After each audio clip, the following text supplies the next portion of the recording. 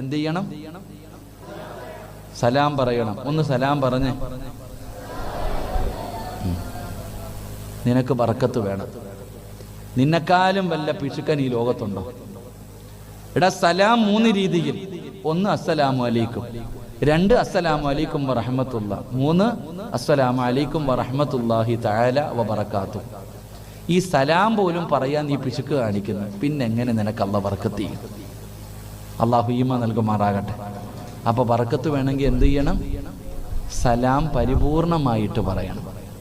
ആ പറയുന്നവനും അത് മടക്കുന്നവനും അല്ലാഹു ബർക്കത്ത് ചെയ്യുമെന്ന് നബി മുഹമ്മദ് മുസ്തഫ. അല്ലാഹു സലാം പറയാൻ ഭാഗ്യം തരുമാറാകട്ടെ.